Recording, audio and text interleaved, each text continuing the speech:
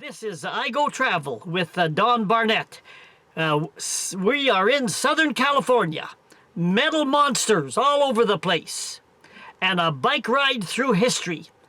Jump in the old camper, follow us. Let's go. Probably the most defining attribute of Anza-Borrego State Park today are these dozens of huge metal sculptures. You see them out across the desert lands everywhere. Look at the size of this prehistoric elephant compared to our motorhome. But before we look at more like this, let's take a second and just see where we are at. We are in the land of the snowbirds down south here in Southern California, just north of the Mexican border. The red line here in this sketch map shows the Sonoran Desert that runs into Mexico and into Arizona and over into California. And we're going to Anza-Borrego State Park, which is on the western edge of the Sonoran Desert. Driving around Arizona and Southern California, we occasionally saw this sign about the Anza auto route. And we wondered kind of what it was.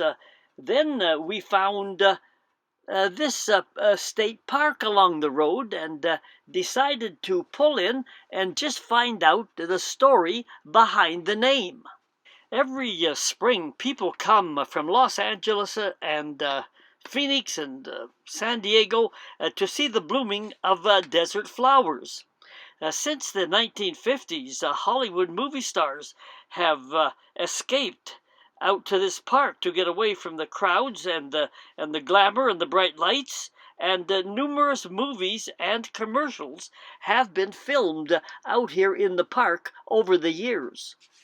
Anza-Borrego is the largest state park in California, and there is lots to see and do.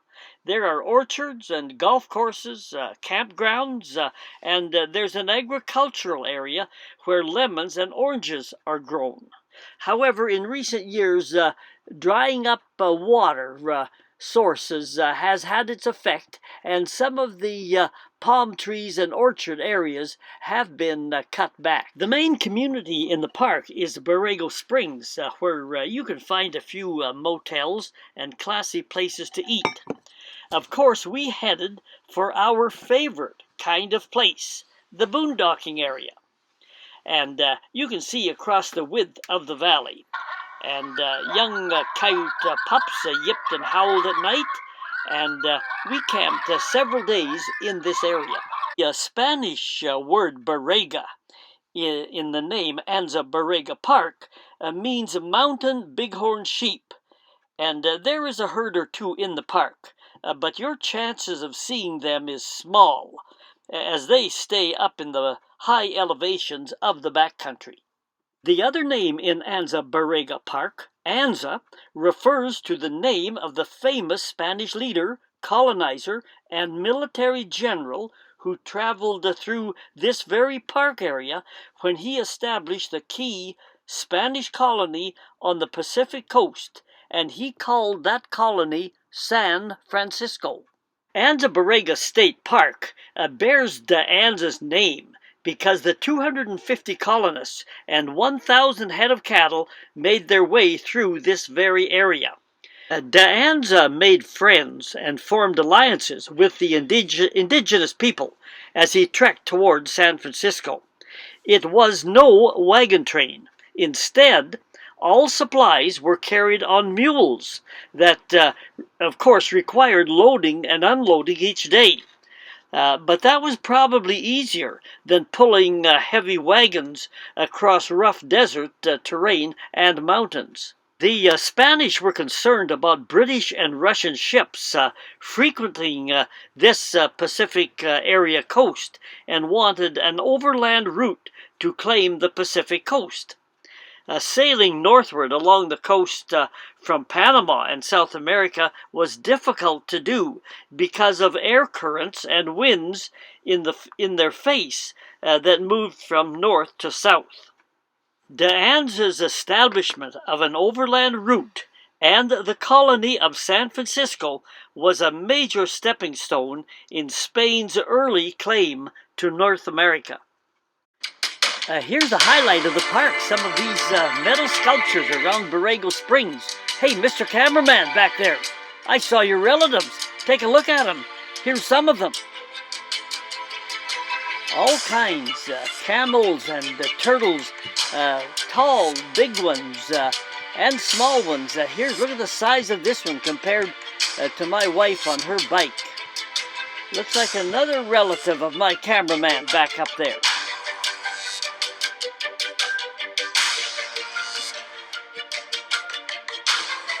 Yeah, Mr. Cameraman, this is one of your relatives. I'm pretty sure kind of looks like you. The big serpent is a lot of people's favorite. Look how big he is in the sand back there. And here's another one. They're great. Grapes were grown in earlier years, but hot temperatures eventually made grape growing uneconomical. Motorized recreationalists run the rugged trails and roads of the backcountry on the east side of the park. They come in big numbers, camp out in the great outdoors, and just have a lot of fun. I kept telling my wife about this Anza and what a great historical figure he was, and we had an opportunity to bicycle right along the trail where he went through this part of the country. We'd be bicycling on a smooth, level road right on the trail of history itself. We started off first thing in the morning. It was a beautiful day, not too hot, not too cool, just the right temperature for a bike ride. And as you can see, the trail was smooth and quite picturesque and pleasant. If my wife was to ever enjoy history, this was living history right here. She was going to become a history fan really soon with an environment like this.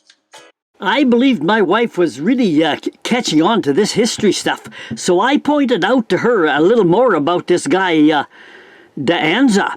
He was really famous for about three things. He really controlled the area in just across the border in Mexico today, around Aripe, which was a kind of a kicking off place for the Spanish, along with that and Tubac, which is in Arizona today.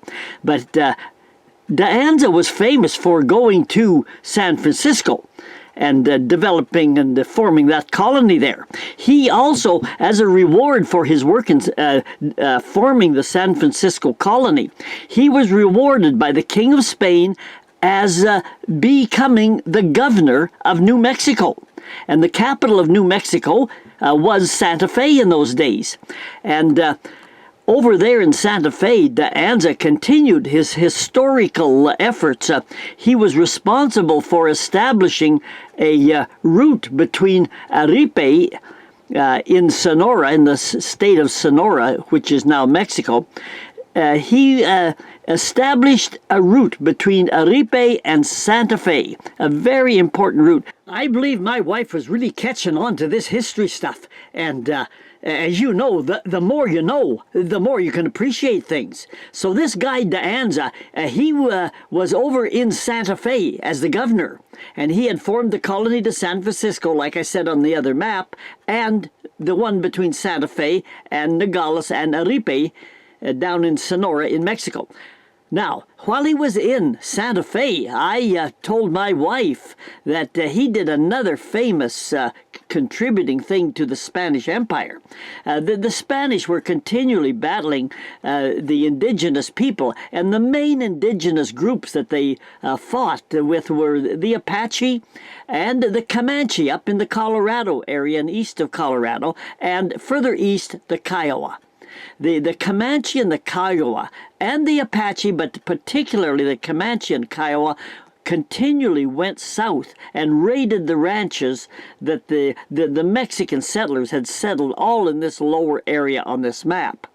And it was really a difficult thing, and they could not catch the Comanche. They'd send the Spanish would send their military out, and the Comanche would just disappear out on the Great Plains. And we're talking about the Comanche stronghold up around Denver, Colorado. This is Denver right here. Just south of Denver is Colorado Springs. So De Anza finally said, you know, they just disappear on us out in the plains. So I'll bring my military garrison, my group, around into the mountains through a valley here and come up from the west and surprise them from the west, from the mountains. And they won't see us coming like they'd always seen us coming out on the flat prairies. And that's what De Anza did, and he surprised the Comanche. And he defeated the Comanche, destroyed their leadership, and the Comanche never again, and the Kiowa also, neither groups were really major factors in opposition to the Spanish Empire. The trail was really pretty good, a little bit soft. You can see our tracks there, and you had to be careful. You were getting bumped around by some of the rocks. You had to keep your eye open, but what could be a better historic trail than the one that we were on? My wife slowed down. She's yelling back at me over her shoulder. Oh, well, what's that? What's that you say? She probably wants to ask me a question about some of the history that I've been telling her. What's that you say? What? How much further are we going? The further we went, the steeper it got. We were in the Coyote Canyon, heading out the northwest corner of the park. We had to stop and rest every once in a while. But I kept pressing my wife and reminding her that we were on the trail of history and keep on a-going. I have to admit this sign was a little more threatening. But it didn't say anything about bicycles, so we kept pushing onward and upward, and as you can see, the road got a little more narrow. We were heading into four-wheel drive kind of terrain for a vehicle, but we had e-bikes, and we were pumping uphill on this rock road. Okay, little different terrain, and we are pushing now. My wife wanted to turn around, but I reminded her that when the going gets tough, the tough get going. We're over that rough spot, back to a little more of a level place. Still uphill, but getting into a lot of rock country. I can see why De Anza packed everything on mules only, and not trying to pull wagons over this kind of a rough terrain. There wouldn't have been any kind of a road back then. Stop talking about history and just pedal and enjoy the scenery. And the scenery did change. The trail ran into water. My wife wanted to turn around, but I reminded her that we were on the trail of history and could not turn around now. I told her to try and push her bike across the water. I mean, I didn't know if there were potholes under that water or maybe some gooey quicksand type of mud, but I convinced her to go ahead and take the lead. I started to wonder if this was really contributing very much to her developing a more positive attitude toward history. But once she got through, I thought it was pretty safe, and I followed her across the water, and we continued on for a little while further down the trail. We followed the trail a little further, but it got rougher and steeper, so we finally turned around. I asked her how she liked to ride, and she said the bike riding part was good. So I just left it at that. Earlier in this travelogue, I did not talk much about the borrega, the mountain sheep of the Sonoran Desert, and its unique characteristics that have enabled it to survive from its predators. You can find that other video in the travelogues in the Arizona section in my website. Check the Arizona section and look for the video on Tucson, because Tucson has a terrific desert museum of the whole Sonoran Desert. And I show and talk about the desert wildlife and the desert plants in that video. Also, if you're interested in the old Spanish headquarters of the New World, Santa Fe in New Mexico, go to the New Mexico section of my website and you'll see where Santa Fe has evolved from being the capital of the Spanish Empire into becoming one of the Americans' greatest unique sculptures and art studios. All right, if you like that, hit the subscribe button and we can come back with some more travelogues. And my wife said that she'd maybe even come along, provided I did one thing.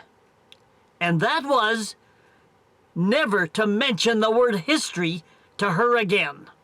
This is I Go Travel with Don Barnett.